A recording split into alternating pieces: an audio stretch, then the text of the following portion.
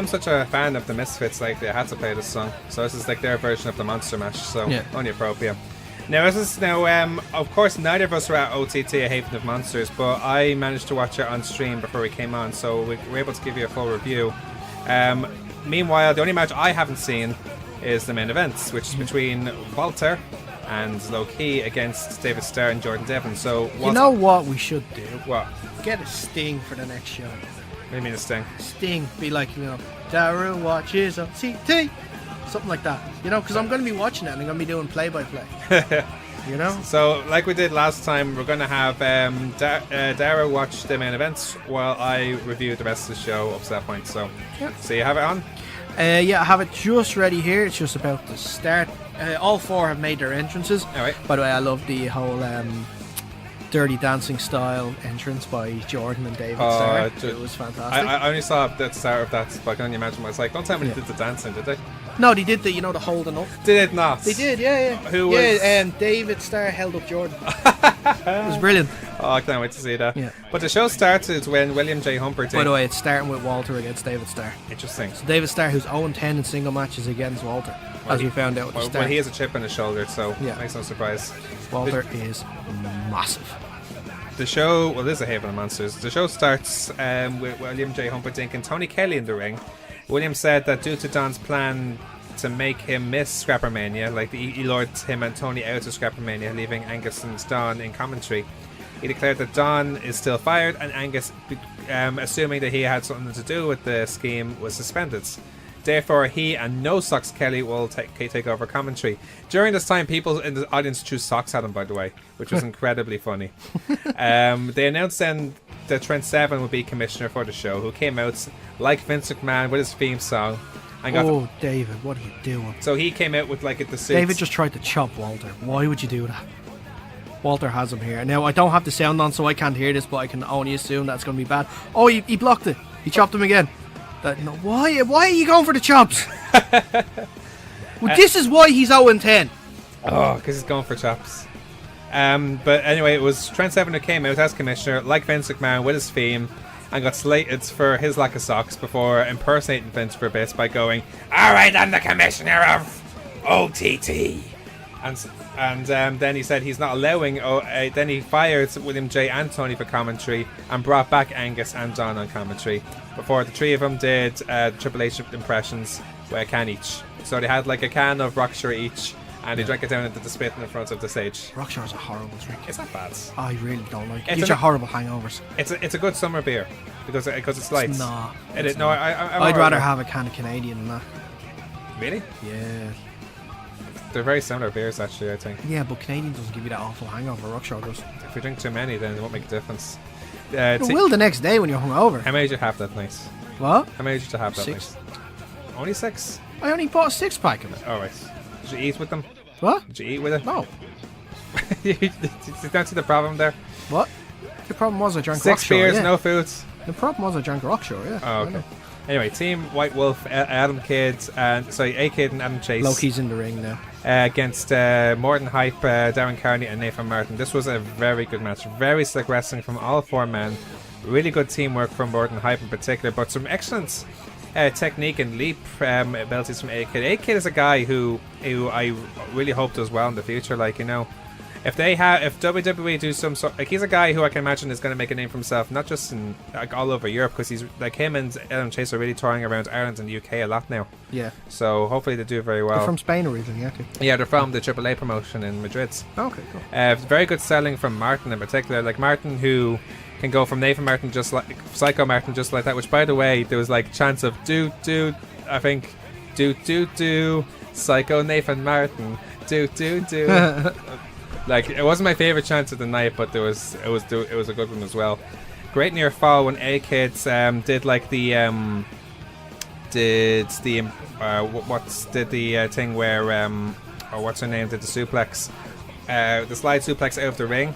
Like that was it's Sami Zayn. Sami Zayn. She like A-Kid did something similar before they did like a sweep missile drop kick, which somehow we cooked out of. And excellent effort from all of them. Like the drew, well, as a drew match for closing, there was plenty of near falls. But the match eventually ended when Carney reversed. How does Loki wrestle with those like gun holsters? I really don't know. Does he still actually have, like, obviously they're not real guns, but does he actually have fake guns in there? Would that be strange if we had water guns? Splash, splash, splash. Yeah, that's if it was a comic thing. But Zap. Loki doesn't hit me as the, like, comic type Zap. in the ring. Zap. Zap. Zap. Zap. Kanye reverse A-Kids ran it into a powerbomb before submitting him with the half crab and Martin hitting the high cross body on Chase. And after the match, they all showed respect. So it was a great opening match, it was. Now, Angel Cruz came out with Team P. Rick asking for Trent Seven to come out. So, Angel Cruz and Trent Seven have a bit of a history involving Tyler Breeze or Tyler Bates, like each debate the name. And Cruz recalled their five-star 5-man 6-man match almost to the day last year, and remind Trent about him breaking up Angel and Tyler Breeze and questioning why Angel himself hasn't got a match. He then asked Trent why is he being such a lesbian to get a giggle out of Trent. He asked Trent, Trent said he had to do what he had to do and then questioned his friendship with Be Cool before inviting the fabulous Nikki out. And he encouraged Nikki and Angel to have a match but both refused. Then Trent then had a funny phone call with Triple H. Did you ever see that thing where Trent Seven called Triple H during a show? No. I was like, hey, Chips, it's me. No, not Pete. No, not Tyler. No, the funny one, remember? And he ended with, okay, stay cerebral. And I got a huge pop because that was done before In Progress when during the unboxing in Progress where I didn't know what the matches were. I think it was Triple H calling Triple H and had a say cerebral thing that happened, and he was blessed with that chance ever since. But he then promised Nikki that he'll be at WrestleMania Access if he wins. And so the match changed God knows how many times because Angel was about to pin Nikki and then Trent said, no, sorry, the match is First Bloods. Alright, fine. He takes out a fork. He's about to stab Nikki in the head. Oh wait, no, stop. Brand panties match. and then Nikki was on the floor. Alright, go on, take it off. Take it off. Oh, okay, stop, that's weird. Okay, a steel cage match. And it was like an invisible cage match. And the crowd were going, the strobe lighting was on, and now the crowd was going dun dun dun dun dun dun dun dun dun. And then and actually it was literally like there were stages when I think Angel was trying to or Nikki was going for the cage door, which was the nearest to the entranceway, and one of the guys from Be Cool slammed it, pretended to slam a cage door, and hit him with the head. And then when Angel had 1 foot left to put down after escaping the cage, trying to change it to a Royal Rumble match. Outcome Captain Sexy, making his Tivoli debut, and he was quickly eliminated to Angel and Nikki. He got a huge pop though. That's vicious. What happened? Low key just put an armbar in on Jordan over the top rope. Ugh. Damn, it looked vicious. Before Angel was about to eliminate Nikki then, looked like he was going to go, oh wait, fine, just make it a normal match. And that was a normal match from there on in. Spots included the run spots and Nikki making Angel reverse his old school into a springboard cutter. But eventually it was Angel who pinned Nikki after a brainbuster. And after the match, Angel shook hands and kissed it, if you like, with both Nikki and Trent. And that was that, like, so. Aww. So, like, it was, you know what... So he kissed and made up. You know what Nikki was like with his kisses, and then there was like a little peck involving Trent, so... Right. Now, one of the most anticipated matches of the night was Damon Corvin against Sean Guinness. Now, of course, their match goes back to the start of OTT. Like, when OTT was starting, they were actually one of the first matches to ever happen during the match. And Corvin was accompanied by Bonesaw 2, a remix of their Prodigy theme. So it was like the still, but it had like after it kicks in, it was a different remix of the song. Yeah. So it was something different, and it was nice that Corbin was able to separate that from it. So I think it makes sense. Oh, good. And it was good wrestling from the two. Corbin seems to wrestle more like a heel though, because if anything, he took his time being the bigger man. Like, you know, when you're the bigger man against a smaller man, and you tend to take your time a bit more. Like, that for me is more of a natural quality of a heel. But both of them were still getting props to a face versus face match. Yeah. But it was Guinness who got a gash on his back then during the match. I think it was after during a dive from Corvin, and I think he probably got his chair in the back or something like that. Yeah. But Corvin got a good few near falls, but Max was still resilient. And in the end, though, it was Corvin who hit 3 big boots in a row before Guinness reversed the suplex into a cradle for the win. So it was a bit of a surprise victory because Corvin, who was, a lot of people were hyping his single, or how he got on as a singles match, But it was a very close match, and now they're 1-on-1 the Tivoli, so they could have a decider now in one of the last Tivoli shows. Probably, yeah. Yeah, so they both showed respect after the match, and that was that. Now, Be Cool versus Dan Barry. Now, Dan Barry is like the Ace Ventura of wrestling, in a way. Like, imagine Ace Ventura if he was a wrestler, except without the pets. Okay. He came out with like pink shorts and like a Hawaiian shirt with no sleeves. Barry showed his honesty at the start though, because he came out and said, "Listen, you guys have Walter, David Starr, Jordan Devlin to see. No one cares about me. So and he just went to Be Cool. How about we just get drunk?" So a great reaction from the crowd. And Cool said, "Yeah, well, I didn't want the match anyway." And Barry was like, "Yeah, like Cool's the marionette of this team," and that really turned Be Cool the wrong way. He was furious by that. And because I had Be Cool going after Barry, but then Dan Barry, who had all these, he came out of nowhere with all these moves. First of all, you know that tumble that Ryan Smiley used to do from over the turnbuckle. He did that. I saw that from the preview video on YouTube. He did it with such lack of effort. It was incredible, and so it's impressive technique with other moves. Like some of his moves were just flawless to watch.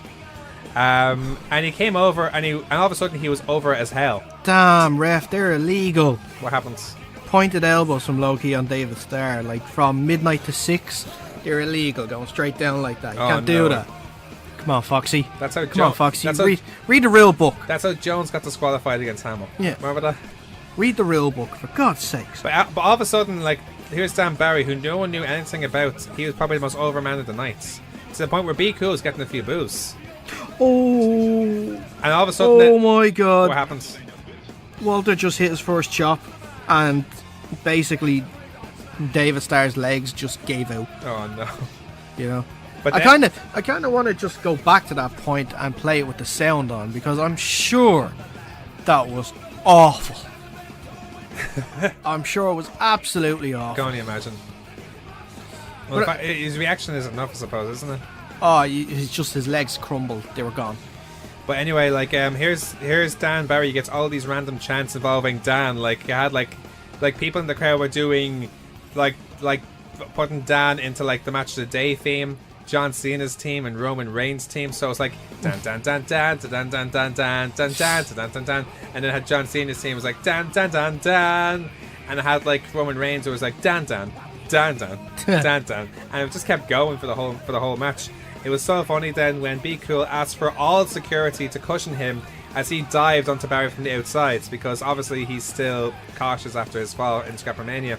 And then he did it, but then here comes Dan Barry from the other side of the ring. He crawled under the ring and came up at the other side. And it looked like then Barry had Be Cool beat with a moonsault slam. Like, you know, imagine he had like Be Cool in like a follow-away slam position. But rather than just doing a follow-away slam, he moonsaulted while still carrying him into like a slam. I've never seen anything like that before. It's so cool. It shows strength and ability to do that. And you know how Austin's thing was he's going to stomp a mud hole into someone? Yeah. That should be Low-Key's thing, because literally he just stomped a hole through David Starr in the corner. Really? Unbelievable. And then it looked like it was going to be over between Barry had Cool beat with that moonsault slam until Barry threatened Foxy with an angel grinder.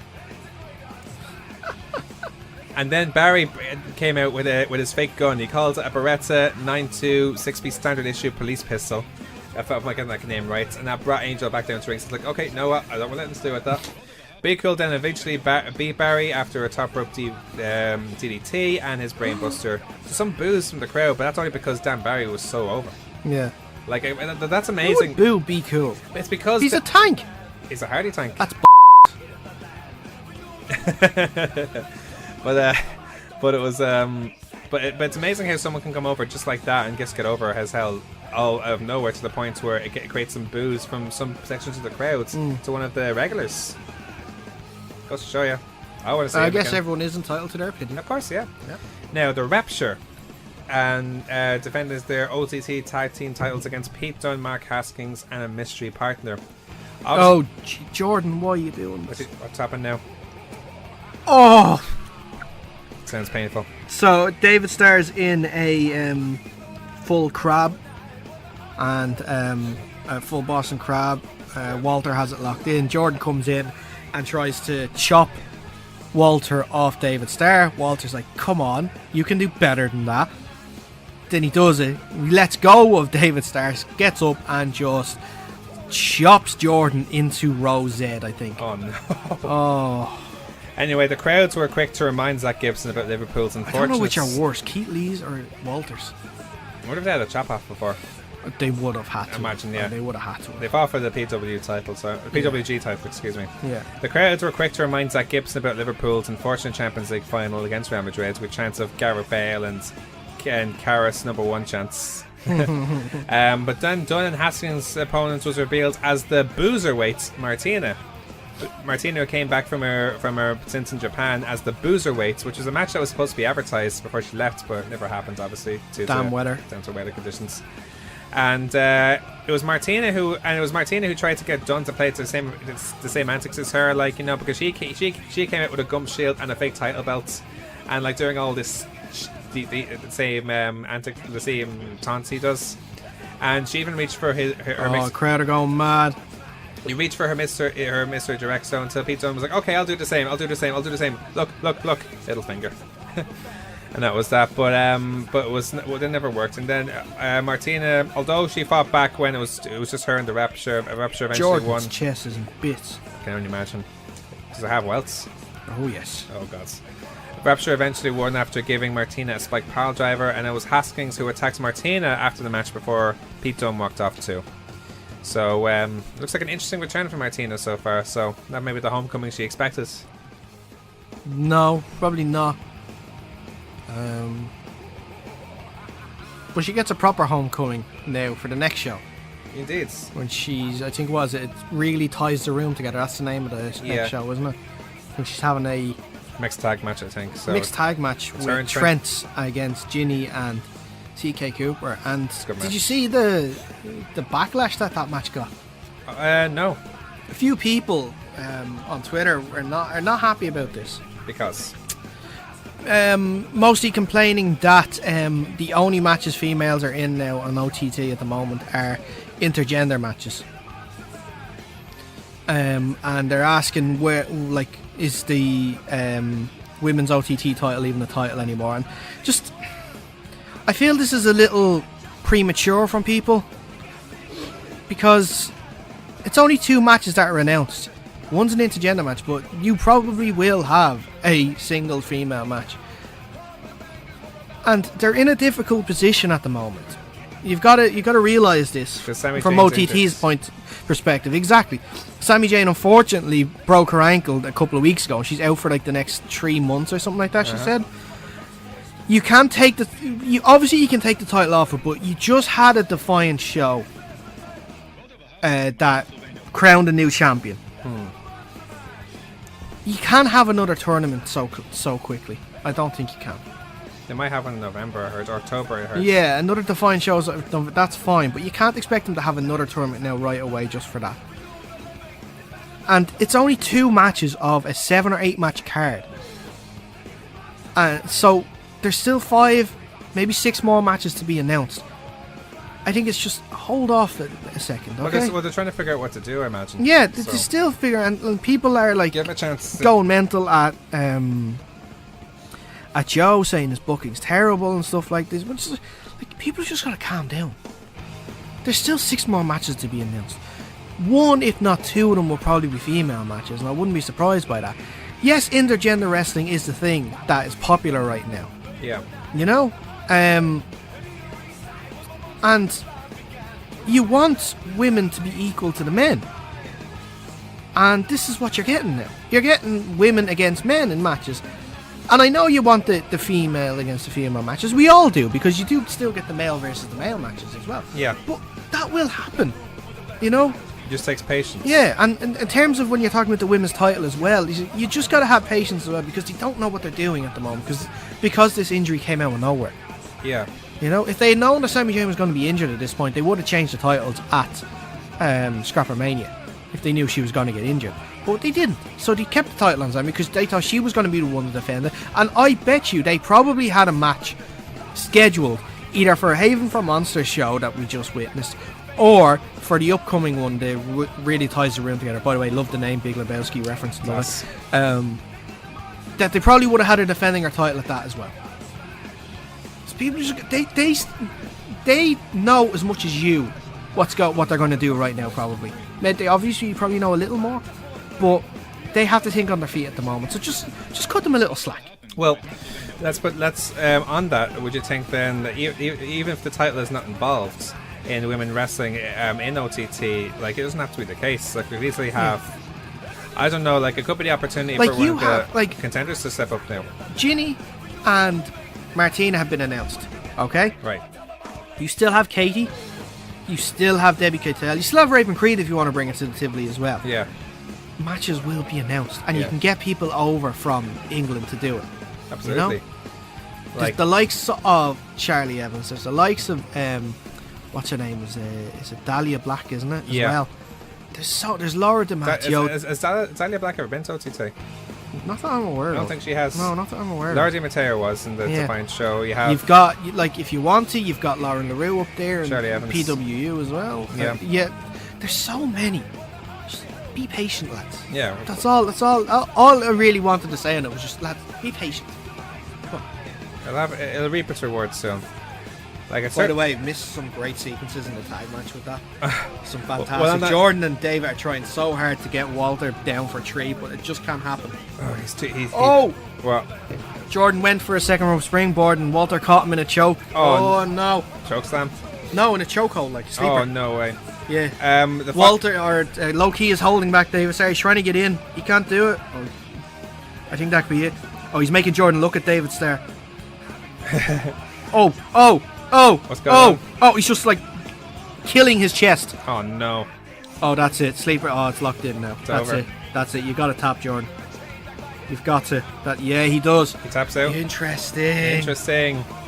So a Walter versus Jordan match maybe for the title. I wouldn't be mad at He's that. earned the title shot. I wouldn't be mad at that. Yeah. He's the first person to beat the Devlin in God knows how long. The first import to beat the import killer. Yep. Now the co-main event was LJ Cleary defending his gender-neutral title against Chris Wolf and Tyler Bates. Yeah, he just made the sign for the belt. Walter wants it. A knackered Foxy was replaced by Trent Seven as the referee for this match, which is very interesting because here's Tyler Bates, who is their tag team partner, and here is LJ Cleary. They had a match in the arena not too long ago, and so I think Trent is sort of hasn't forgotten that what he said about him, like about him on that show. I think LJ went called Pete Dunne's dad or something like that. So, but in the early pin attempts, Trent struggled with his bad knee after counting down for LJ, but was quicker for Tyler. Tyler got some boos in this match, especially after it was a weird crowd. Like they were sort of very decisive when it comes to who they were picking. And it was either LJ was by far the most over in this match. Oh! What's going on now? Oh, Mark Haskins just after coming out. With the contracts. Yeah. Is he cashing in? No, he can't. He's not going to. He can't. He's just letting them know that he's there. Oh, okay. I think he's going to let them know that he's there. Because David Starr's still in the ring too. Oh, David Starr. Is he like taking a claim now? No, because he's just consoling Jordan after losing. Oh, okay. Yeah. No, Mark is just, he's just saying, hi Jordan, remember I have this. And he has Will Ospreay That's as well. good. Keeps Jordan in his mind. And he has Will Ospreay in the background somewhere as Yeah. well. So, but no, Tyler got some boos when Gorilla pressing Wolf out of ringside. LJ got some heat as well by pulling the tail of Wolf off at one stage. But there's a stage, one of the best spots in this match was when Tyler was swinging both Wolf and LJ at the same time. So they had LJ up on his shoulders and Chris Wolf, I think, on the ground. And so they're doing the big swing at the same time. So it was a class spot. But then it looked like LJ had Wolf beat. But then Trent Seven did a Shane McMahon at Survivor Series 98 by flipping the finger. 1, 2. Have that. Then Tyler accidentally punched Trent by before Wolf hit a Meteora on Tyler, and then LJ cradled Wolf for the win, and that was that. They all did a big bleh afterwards with Don. So as Don put it, not a bleh. Alright, he'll be blehing for hours. I love that quote so much. And that's OTT then. So what's happening now at the end now? Is it over? Just the guys are walking out.